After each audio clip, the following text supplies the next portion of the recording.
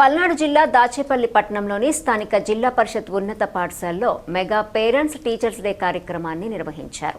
కార్యక్రమానికి ముఖ్య అతిథిగా గురజాల శాసనసభ్యులు ఎరపతినేని శ్రీనివాసరావు హాజరయ్యారు. ముందుగా ఎమ్మెల్యే ఎరపతినేనికి స్థానిక విద్యార్థులు, ఉపాధ్యాయులు, ఎన్డీఏ కూటమి నేతలు ఘన స్వాగతం పలికారు. కార్యక్రమంలో ఎమ్మెల్యే ఎరపతినేని మాట్లాడుతూ రాష్ట్ర వ్యాప్తంగా నేడు ఈ మెగా పేరెంట్ మరియు టీచర్ మీటింగ్ కార్యక్రమం జరుగుతుందన్నారు. ముఖ్యంగా ఈ కార్యక్రమం ద్వారా విద్యార్థుల తల్లిదండ్రులు మరియు ఉపాధ్యాయులు ఒకే వేదికపై కలుసుకొని విద్యార్థుల యొక్క స్థితిగతులపైన అవగాహన చేసుకునేందుకు ఈ కార్యక్రమం నిర్వహిస్తున్నామని అన్నారు. ఎన్డీఏ కూటమి ప్రభుత్వం అధికారంలోకి వచ్చిన తరువాత రాష్ట్ర విద్యాశాఖలో సమూల మార్పులు తీసుకొచ్చి అనేక సంస్కరణలు ప్రవేశపెట్టామని వారు తెలిపారు. గత ప్రభుత్వ హయాంలో అమ్మఒడి పేరుతో ఒక పిల్లవాడికి మాత్రమే 15,000 రూపాయలు అందిస్తే నేడు మన కూటమి ప్రభుత్వం అధికారంలోకి రాగానే ఇంట్లో ఎంతమంది పిల్లలు ఉంటే అంతమందికి తల్లికి వందనం పేరుతో నగదు జమ చేస్తున్నట్లు వారు తెలిపారు. అనంతరం ఎమ్మెల్యే ఎరపతినేనికి పాఠశాల ఉపాధ్యాయులు ఘనంగా సన్మానించారు.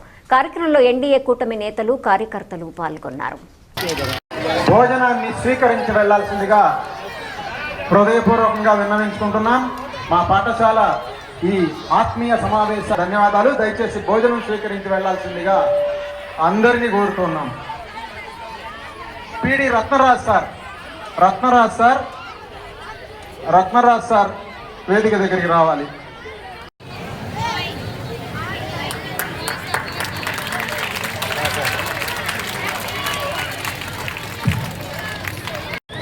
మరి టాపర్గా వాళ్ళ అబ్బాయి రావటం అనేది మనందరం కూడా అభినందించాల్సిన విషయం. ప్రతి ఒక్కళ్ళు కూడా తల్లిదండ్రులందరూ కూడా పిల్లల మీద ప్రత్యేకమైన శ్రద్ధ తీసుకుంటే ఇలాంటి ఫలితాలే వస్తాయి, రావాలని చెప్పి కూడా మనం కోరుకుంటున్నాను. మరి ముఖ్యంగా అభినందిస్తూ వాళ్ళ ఫాదర్ని అభినందిస్తూ ఆ కుర్రాన్ని కూడా మనస్ఫూర్తిగా అభినందిస్తూ మంచి భవిష్యత్తు ఉండాలని చెప్పి కూడా దేవుడిని నేను కోరుకుంటూ 14-19 మధ్య మళ్ళీ 2 సంవత్సరాలు కూడా మనం చేశాం. ఇప్పుడు ప్లే గ్రౌండ్స్ కూడా మన హెచ్ఎం గారు వీళ్ళందరూ కూడా అడిగారు. దీంట్లో తప్పకుండా నేను అధికారులతో మాట్లాడి మీకు ఎక్కడైతే అడిగారో దాన్ని తప్పకుండా మన స్కూల్కి కేటాయించడం జరుగుతుంది. పల్నాడు కాదు, ఇది అభివృద్ధి చెందిన పల్నాడు, అభివృద్ధి చెందుతున్న పల్నాడు. ఈరోజు అన్ని వనరులు మనకు ఉన్నాయి. ఈరోజు పరిశ్రమలు వచ్చినాయి, ఇరిగేషన్ ఉంది, అగ్రికల్చర్, హార్టికల్చర్ డెవలప్ అయింది. మరి అదేవిధంగా మన ఎదురుగా ఉన్న హాస్పిటల్ నేను ఒక నెల క్రితం వచ్చి చూశాను. దాంట్లో ప్రభుత్వంతో పాటు నేను కూడా ప్రైవేట్గా కూడా అన్ని సౌకర్యాలు కూడా సమకూర్చాను. ఒక దళిత కుర్రాడు మరి ఎంబీబీఎస్ సీట్ ఫ్రీగా వస్తాయి. గవర్నమెంట్ కట్టాల్సిన ఫీజు ప్రతి సంవత్సరం 50,000 నేనే ఉచితంగా కుర్రాడికి చదివిస్తున్నానని చెప్పి కూడా మీ అందరూ కూడా తెలియజేస్తా ఉన్నాను.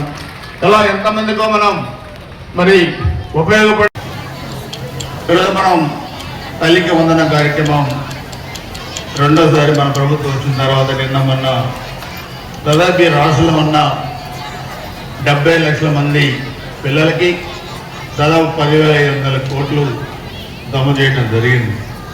ఫేజ్ 2లో ఇంకొక 4,500 కోట్లు మరలా వేయబోతున్నారు. వచ్చినాయంటే పిల్లలు చదువుకోవడానికి అవసరమైన ఆర్థిక స్వావలంబన మన ప్రభుత్వం కల్పిస్తూ ఉంది. గత ప్రభుత్వం చెప్పింది మీకు ఎంతమంది పిల్లలు ఉంటే అంతమందికి ఇస్తామని, కానీ ఇంట్లో ఒకరికి ఇచ్చింది.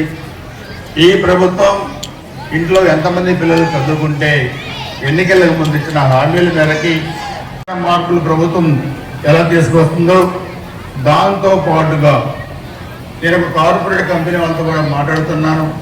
సిఎస్ఆర్ ఫండ్స్ కూడా తీసుకొచ్చి మన నియోజకవర్గంలో అవసరమైన చోట ఆ ఫండ్స్ కూడా ఇచ్చి ఈ స్కూల్స్ని ఒక ఉన్నతమైన స్కూల్స్గా తయారు చేసే బాధ్యత నేను తీసుకుంటానని చెప్పి కూడా మీ అందరూ కూడా తెలియజేస్తున్నాను. ఈ విధంగా మనం ఈరోజు తల్లిదండ్రులు, ఉపాధ్యాయులు, మీరు, పిల్లలు ఈ ముగ్గురు కలిపి ఈరోజు మీటింగ్స్ ఎందుకు పెట్టింది ప్రభుత్వం? గత ప్రభుత్వం ఇవన్నీ కూడా లేవు. మన పిల్లలు స్కూల్స్కి వెళ్ళి ఏ విధంగా చదువుకుంటున్నారు, స్కూల్స్కి వెళ్ళిన తర్వాత ఉపాధ్యాయులు తీసుకునే బాధ్యతలు ఏ విధంగా ఉన్నాయి, లేదా మన పిల్లలు స్కూల్స్కి వెళ్ళి ఏం తింటున్నారు, దానిలో సమూలమైన మార్పులు నేను తీసుకురావాలి.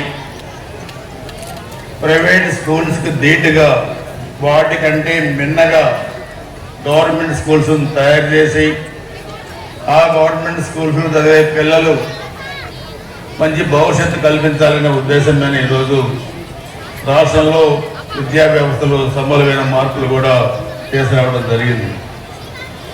ఈరోజు ఎన్డీఏ ప్రభుత్వం అధికారంలోకి వచ్చే 2 సంవత్సరాలైన సందర్భంగా ఈరోజు రాష్ట్రంలో చూస్తే అనేకమైన విప్లవాత్మకమైన మార్పులు గౌరవ ముఖ్యమంత్రి నారా చంద్రబాబు నాయుడు గారు, ఉప ముఖ్యమంత్రి పవన్ కళ్యాణ్ గారు, అదేవిధంగా భారతీయ జనతా పార్టీ, ఈ 3 పార్టీల కళ్యాణ్తోనున్న ఈ ప్రభుత్వం 580 దాని కింద సర్దుకున్నాం. ఆ రోజు కూడా చూస్తే ఆ రోజు మా హెచ్ఎం గారు సత్యానంద గారు ఉండేవాళ్ళు.